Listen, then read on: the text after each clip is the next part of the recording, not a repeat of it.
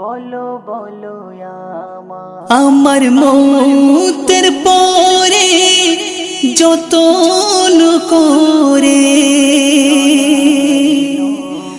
আমার মৌতের পরে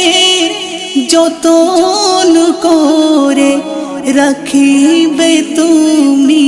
বলো না গো কোথায় আদর করে বলেন দয়ার নবী আয়েশা বিবি, বলো বলো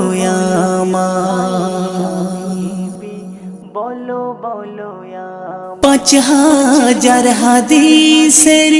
ছিলেন হাফেজা,